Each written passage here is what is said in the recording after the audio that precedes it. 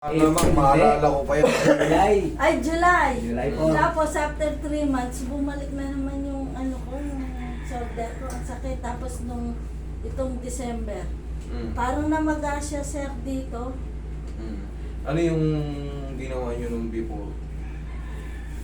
Para sumakit siya ulit. Naayos ko na siya. Naayos Tapos, niyo na po. 3 months. Siyempre, hindi ko ma-maintain yan kasi hindi naman Kasi tayo nga, ako magkasama nagtatrabaho ako eh. yun eh. Overwork. Kasi ako, kunyari, walang masakit sa akin.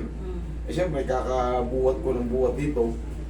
Minsan may sumasakit din. Ganun lang talaga. Kaya Pag may po trabaho sabi ko, tayo. ibalik ko kay Master. Siyempre, kabisado na natin yan. At siyempre, kaya naman natin yan.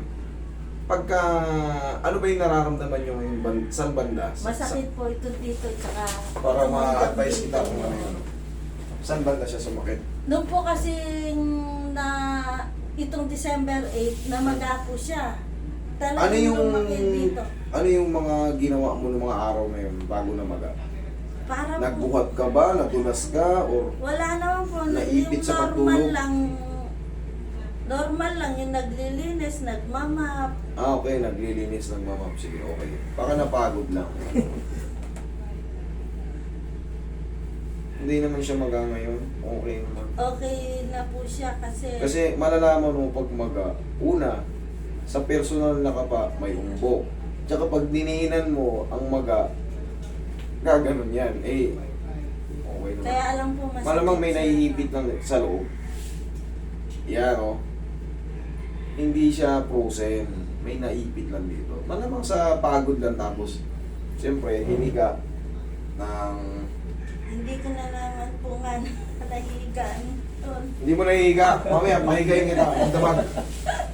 Hindi, madali lang yung kaso niya. Tama yan ganito. Kumbaga, naangat pa, may pain. Pa-adjust Pero na. nung namaga po, talagang hindi ko, hanggang dyan lang siya, hindi hindi ko naaangat talaga. Buti nga nag-subside.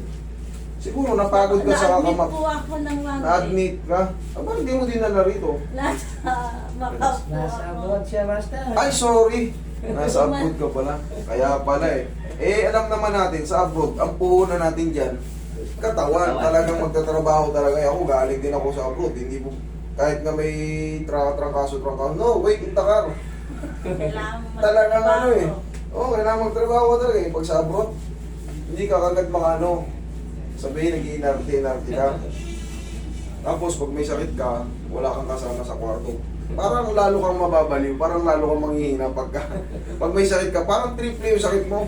Kasi yung lupot ba? Pero kung Nakikusap nan- nga lang po ako kay Sir, sabi ko, singit niya na ako kasi Bakit? Hindi, binibigyan ko naman ng ano yan. Talagang makakasingit kayo mga OFW, lalo palis kayo. Sabihin nyo lang sa amin na OFW kayo. Bigyan nyo lang din kami ng ano, na wag lang yung pa-flight na kayo ngayon, tapos magkandara pa kayo ito, sisingit kayo. Hindi, bibigyan ko kayo ng time para sa inyo. Kubay mo yung shoes mo, higa kang patagilid.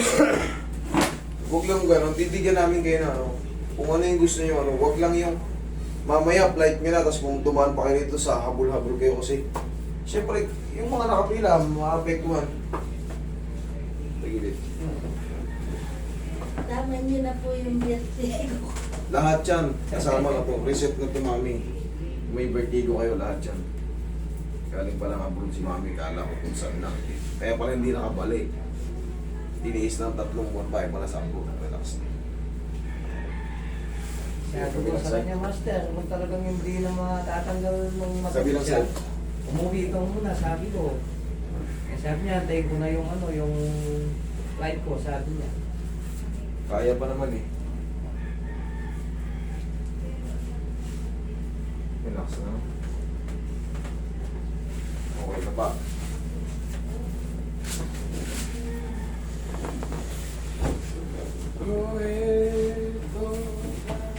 Tulad po ngayon, hanggang dito masakit. Yan likod mo. Hanggang dito lang na. Sa blade. Okay. Wait lang, papapain ko kung saan talaga.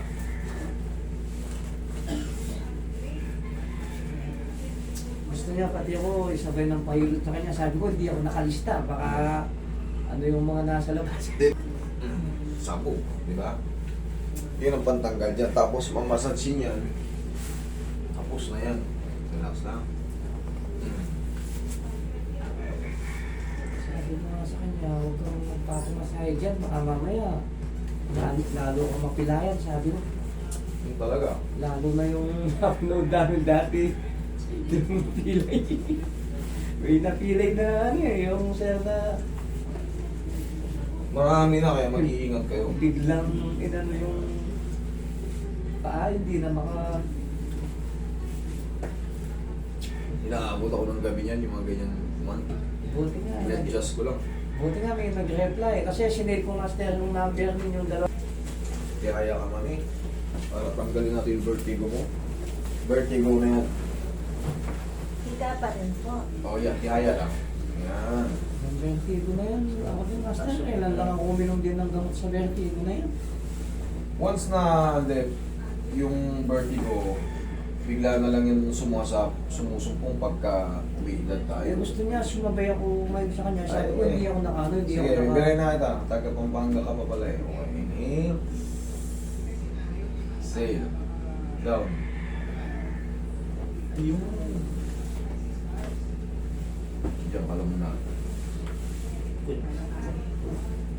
Yan, baklas yung vertigo mo yan. Tapos mamasahihin ko yung ulo para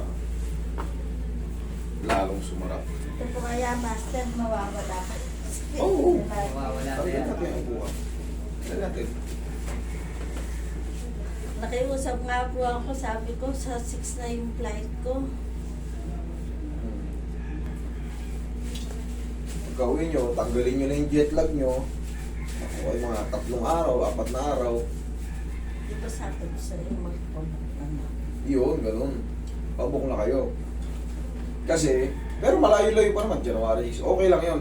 Wag nga lang yung flight nyo mamaya ng gabi o hapon. Tsaka kayo pupunta rito, kayo magmamadali. Siyempre, nakakahiya sa mga sisingitan nyo dyan. Yun yung, kasi kung kayo maaga kayo pumunta tapos may biglang tatanong dyan, maano rin kayo. Oo. Kumbaga, kakarating mo lang, kanina pa kami rito eh. Diba? Kumbaga, yun lang din ang iniiwasan natin. Yan Hindi po, para sa master. akin, para rin sa inyong mga Yan pumipila. po master yung masakit. Sige. Hanggang sa ilalim, yan.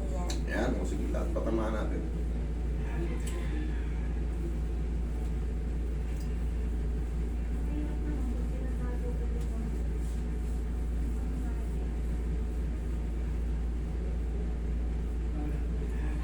Ako dahil matanda na rin ako master. Madami na rin ako. Umiinda-inda. Yun, sa...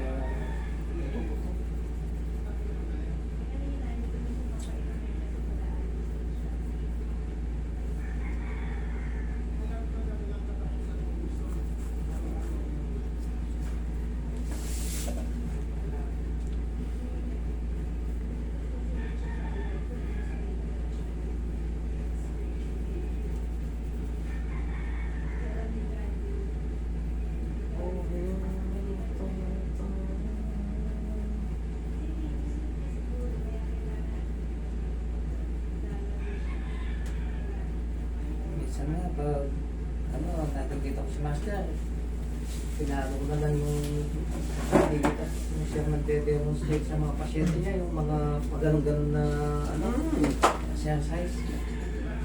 Tapos minsan mawawala yung sumasakit sa balakang eh. Tama yun.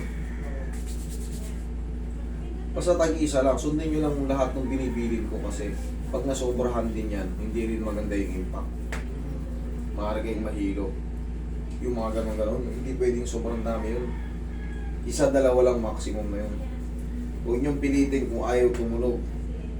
Basta mayroon diyang na-squeeze, maganda na yun.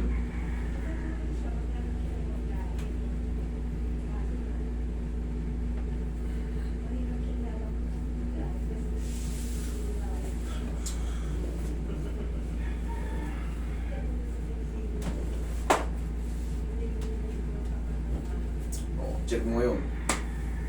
Sige, angat. Less na o masakit lalo? Na-less naman. Okay. Pahinga lang yan, tapos good luck sa yung trabaho sa